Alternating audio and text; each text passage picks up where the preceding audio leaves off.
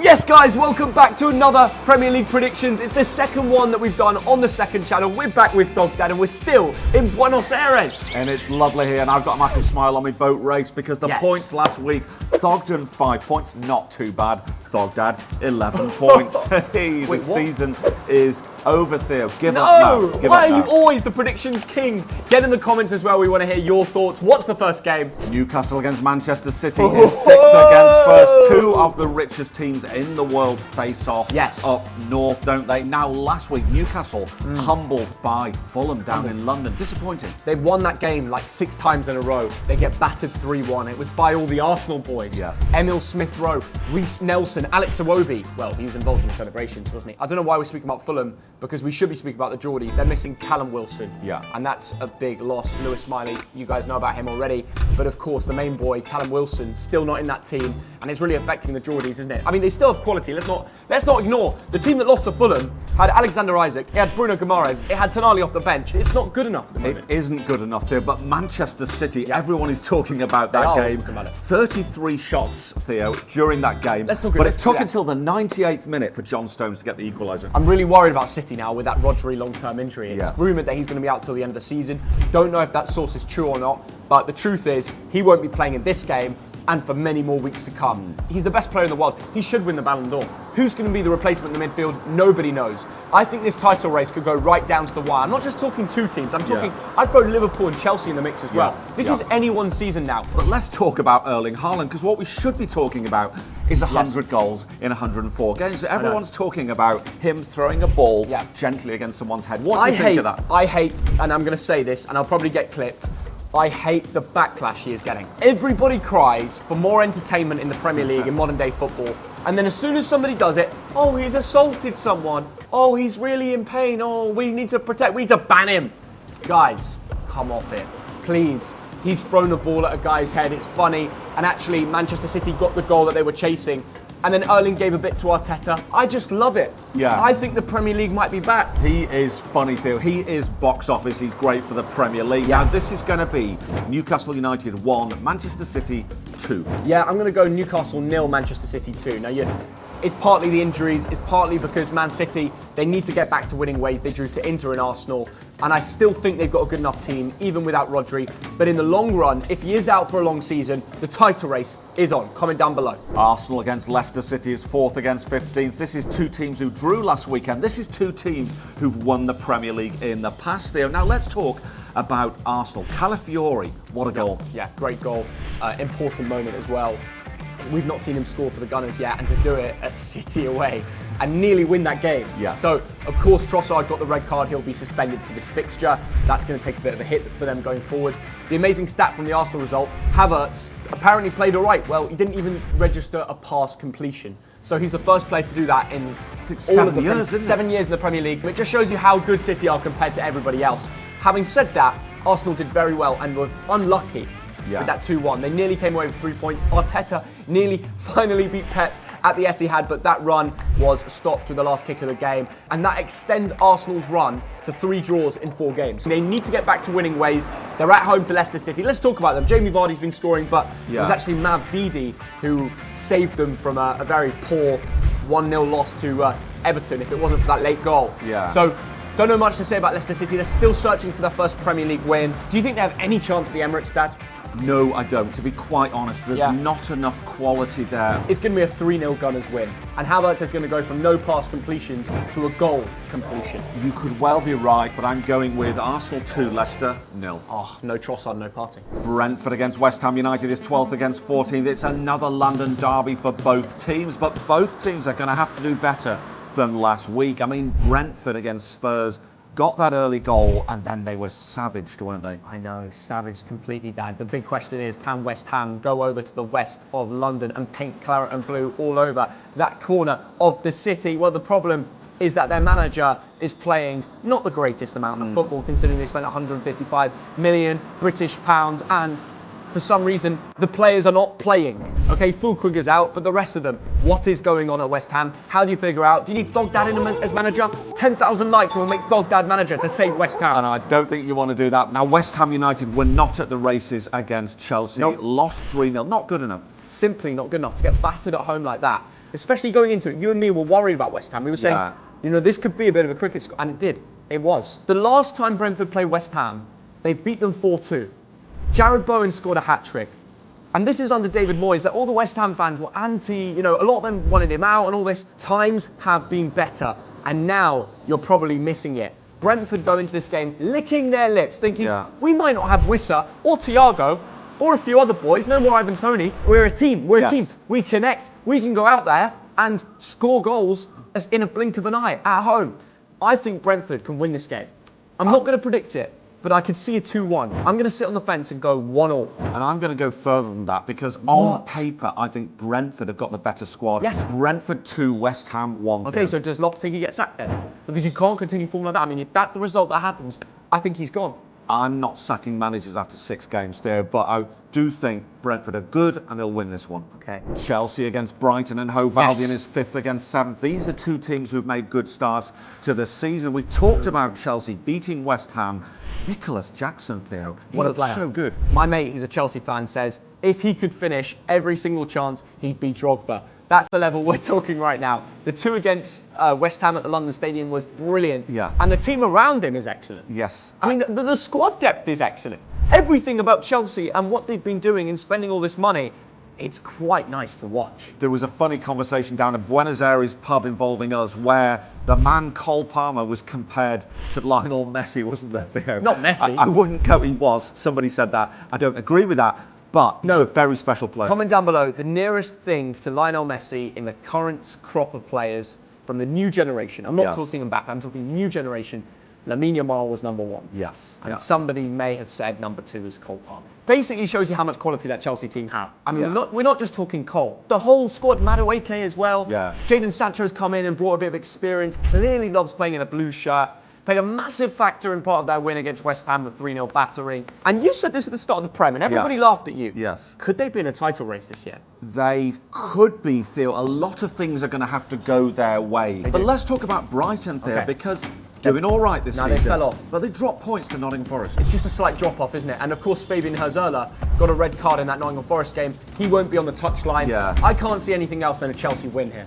And I agree with that. Chelsea to win 2-1. Yeah, maybe some Matoma magic. Chelsea 2, Brighton 1. And the winning goal, because we're in Buenos Aires, he plays for River Plate. We're going to River Plate game tonight. Enzo Fernandez. He's going to do it. Everton against Crystal Palace is 19th against 16th. But these are 2 teams who grabbed important points at It's done, the Dad. weekend. It's done. The new ownership.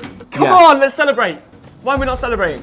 It's very good news for Everton fans. I was in touch with my mate Charles. He loves the fact that this is happening. But will that lead to results? The latest news is they want a new manager. Do you know who, Dad? Go on.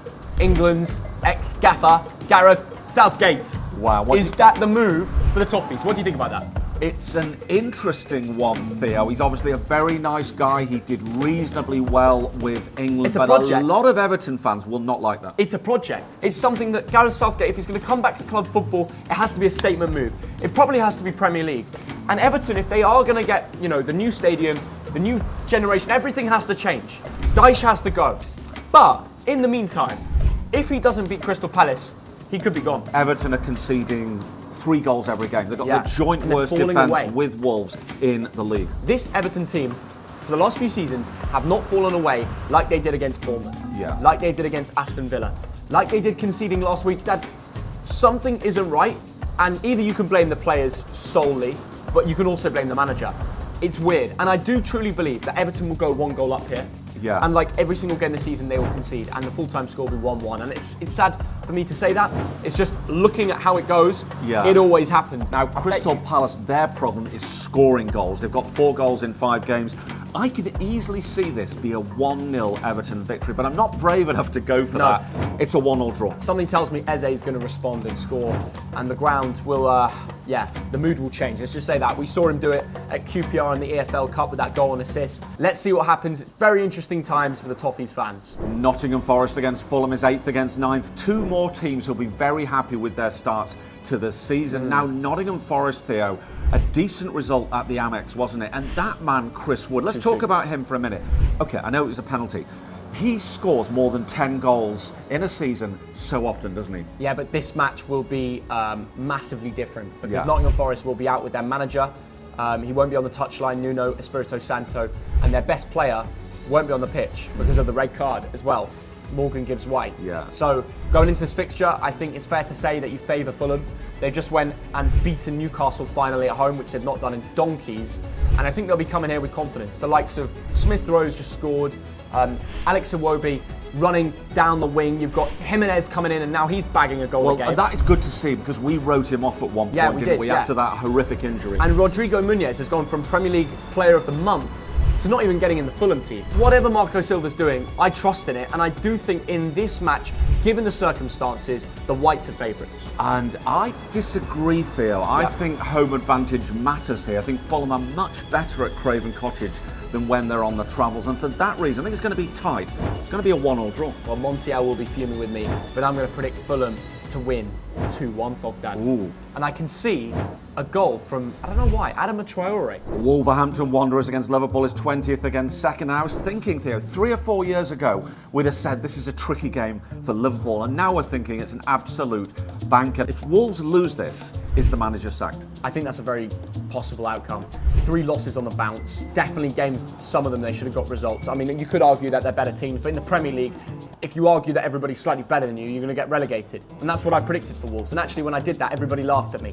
Well, I have to say, you're not laughing now, are you? I think Wolves might have to let Gary O'Neill go if Liverpool battle him. If this is 4 or more, he's gone. Wow. Now, Wolves made a good start against Villa. Cunha got that early goal. They could have gone 2-0 up, and then they bottled it. Yeah, Cunha's that little bit of something to believe in. I think he's got 2 goals now in 4 starts, but just not good enough from the rest of the team. You sell off your best centre-back and Pedro Neto, and what do you expect? What do you expect, Dad?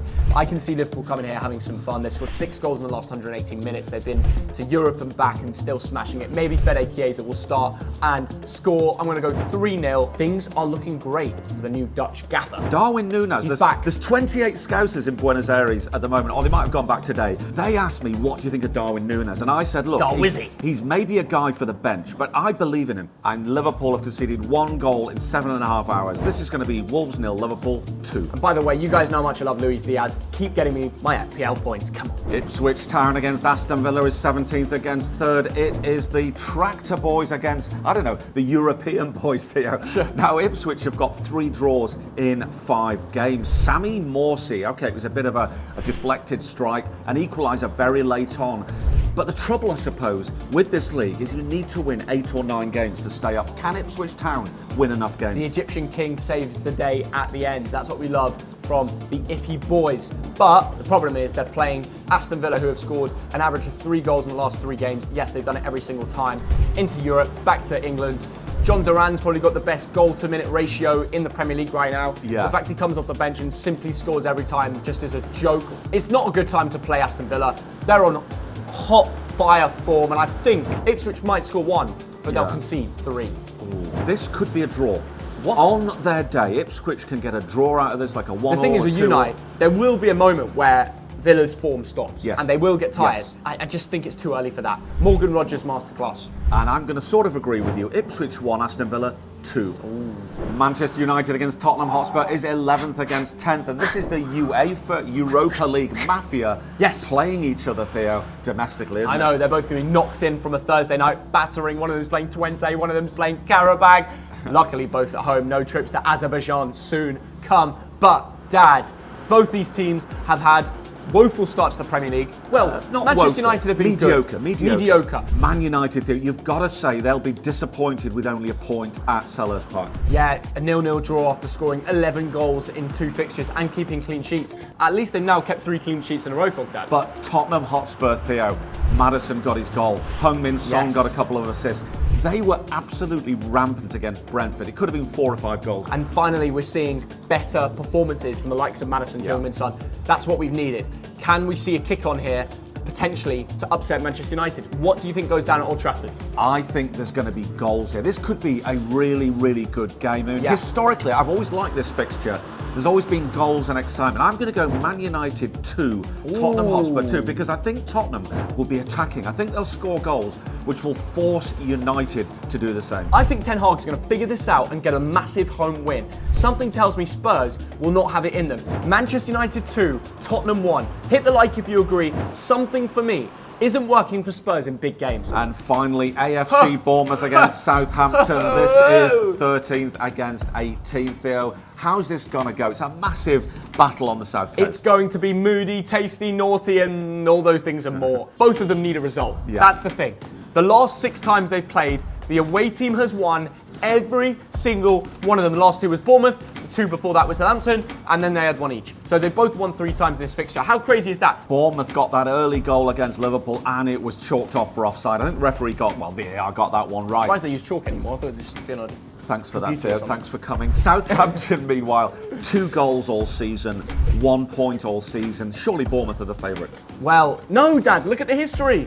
The away team are the favourites. But who's going to be firing? Is it Cameron Archer? Is it Brereton Diaz? I don't know. I don't see enough quality so far from Southampton. Whilst Bournemouth have had very difficult games. They played Liverpool, they played Chelsea, and they looked all right against Chelsea. They made chances. They are due a big home win. And do you know what? If you take that Everton result and you get a 3-pointer in the basketball hoop and you look at the rest of their form, the Cherries haven't been that good. They need a good result. I think it comes now. They're getting 3 points. Sinistera is going to score 1-0. Do you know what? I think there might be goals here, and if Bournemouth can score early, I think they might score 3 or 4. But I'm going to go cautious. I'm going to say Bournemouth 2, Southampton 1. Cherries to win. Let us know in the comments what you think, though, because we're just 2 mugs. That's it. 10,000 likes, and we'll do it again next week. See you in a bit. Bye-bye. See ya.